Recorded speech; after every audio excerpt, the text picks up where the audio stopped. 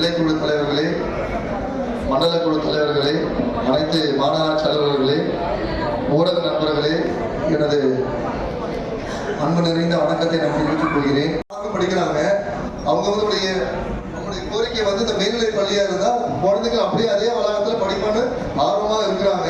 இதை கருத்தில் கொண்டு நான் போன ஆண்டு பார்த்தீங்கன்னா இந்த கோப்புகளை நம்முடைய ஆணையர் அவர்கள் அப்ப பள்ளி கல்வித்துறை செயலாளர் இருக்கும்போது நானே விட்டு இந்த ஃபைலை கொடுத்து நீங்க நிதித்துறை செயலாளர்கிட்ட கொடுத்தீங்க.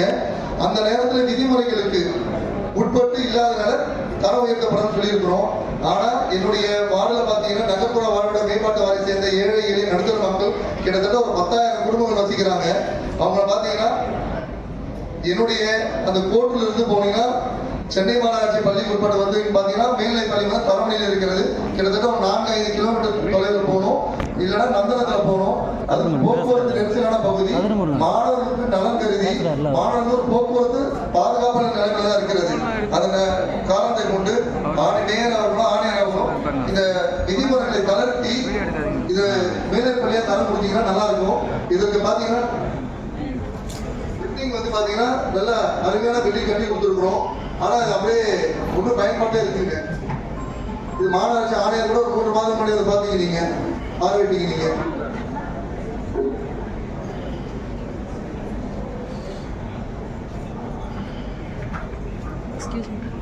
பள்ளி மேலாண்மை குழுவும் நம்முடைய 77 மாணவருடைய கைப்பட லெட்டரை வாங்கியிருக்கிறோம்.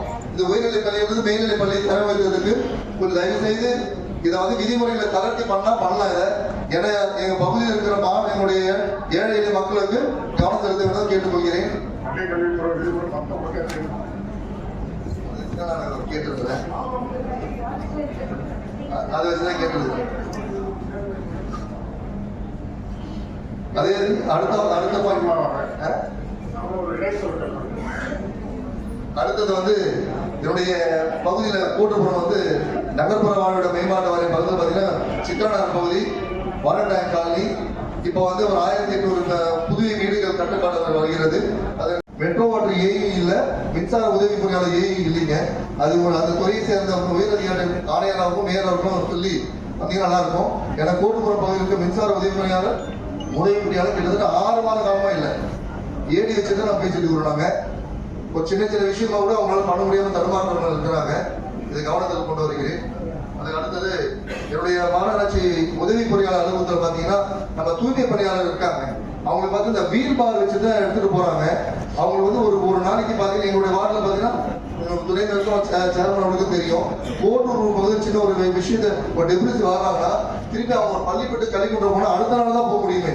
இதே அவங்களுக்கு பேட்டரி பொருத்தி ஒரு வாகனம் கொடுத்தீங்கன்னா ஒரு எளிதலா இருக்கும். இது என்னுடைய வார்டுக்கு மட்டும் இல்லை, அனைத்து வார்டுகளுக்கும் இது பொருத்தம் தான் நினைக்கிறேன். இது வேண்டுகோள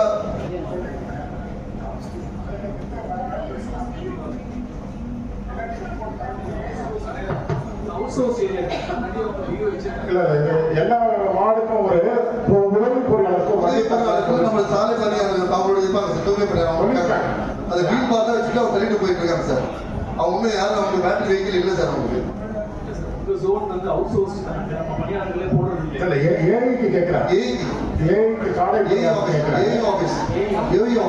அது எல்லாருக்கும் நம்ம சொல்லியிருக்கோம்.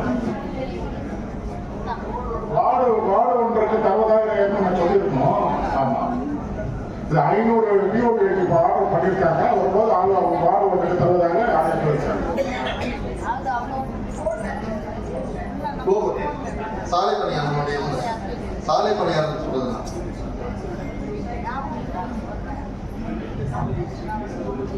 பெண்களுக்கான உடற்பயிற்சி கொடுத்த அறிவிச்சாங்க. என்னுடைய வார்டுல ஒரு 2 வாரம் முன்னாடி என்னுடைய சுகாதாரத்துறை அமைச்சரும் நம்முடைய மண்டல சேர்மன் அவர்களும் அதை துவக்கி புதிய கட்டிடத்துக்கான ஆரம்பிச்சிருக்கிறாங்க. அதுக்கு என்னுடைய வார்டு சார்பாக மேயர் அவர்களுக்கு நான் நன்றியை தெரிவித்துக் கொள்கிறேன். இதே உங்களுடைய அறிவிப்புல போன ஆண்டு ஒரு முன்மாதிரியான தெருவு நம்ம சொல்லியிருக்கிறோம். போன ஆண்டு சொல்லியிருக்கீங்க ஒரு வார்டுக்கு ஒரு தெருவுன்னு முன்மாதிரி தெரு சரி பண்ண சொல்லியிருக்கீங்க. என்னுடைய வார்டுல 120 தெரு இருக்குது. அந்த ஒரு தெருவை சொல்றதுக்கு நானே என்னுடைய உதவி பொறியாளர் சொல்லியிருக்கிறோம், நம்முடைய உறுப்பினர் செட்டின்னு சொல்றோம்.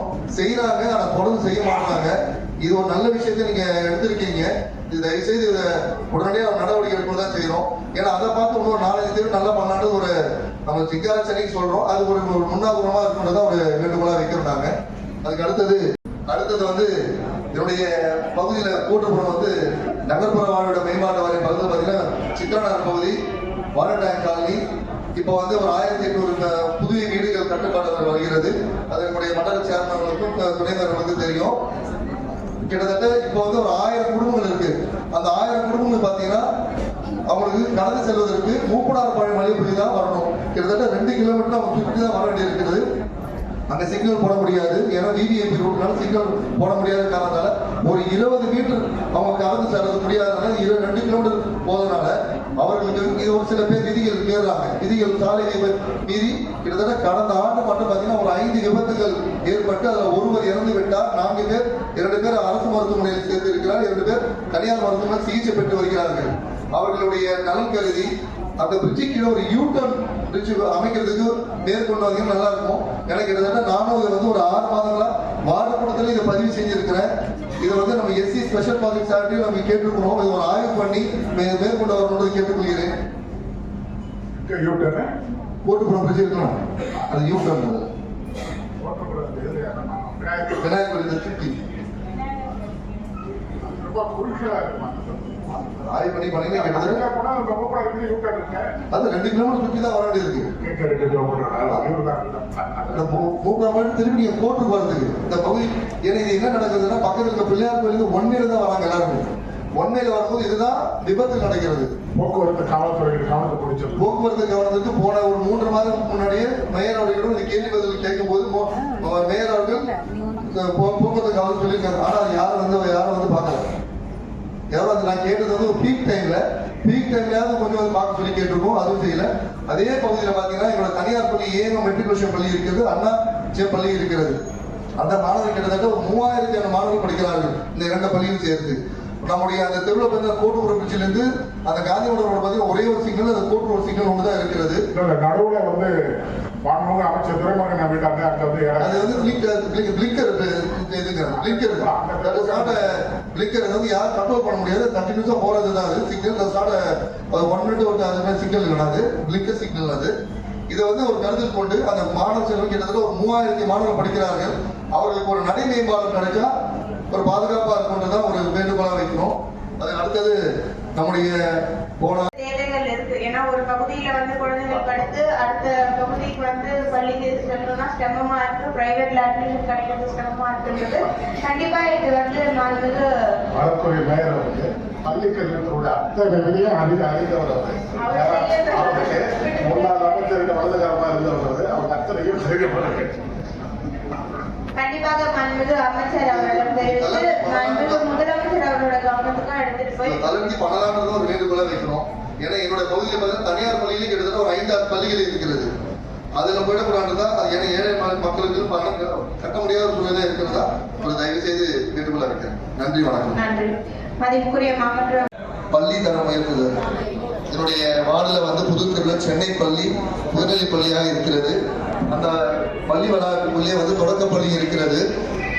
தொடக்கப்பள்ளியில் வந்து 297 மாணவ மாணவிகள் இருக்கிறாங்க. உயர்நிலை பள்ளியில் வந்து 237 மாணவர்களும் 171 மாணவிகளும் மொத்தம் 75 மாணவ மாணவிகள் படித்து வருகிறார்கள். கடந்த 3 ஆண்டுகளாக பார்த்தீங்கன்னா 10ஆம் வகுப்பு பொதுத் தேர்வில் 100% தேர்ச்சி பெற்றிருக்கிறார்கள். மாணவர்கள் சாதனை படைத்து இருக்கிறார்கள். கடந்த ஆண்டு 66 மாணவர்கள் தேர்ச்சி பெற்று வெளியே சென்றிருக்கிறார்கள். நம்முடைய கடந்த ஆண்டு பார்த்தீங்கன்னா நம்முடைய சுகாதாரத்துறை அமைச்சர் அவர்களால் அந்த கட்டிடம் துவக்கப்பட்டது. 5 வகுப்பறைகளும் 3 ஆய்வுக்கூடமும் 1 நூலகமும் ஒரு பல்நோக்காரமும் இருக்கிறது. ஆனால் ஒரு ஆண்டுகளாக பார்த்தீங்கன்னா அப்படியே எந்த ஒரு செயல்பாடு இல்லாமல் இருக்கிறது. இது வந்து பார்த்தீங்கன்னா நீங்கள் மாநகராட்சி ஆணையர் வந்து ஒரு 3 மாதங்களுக்கு முன் வந்து பார்வையிட்டு டெஸ்கும் கொடுத்தாரு.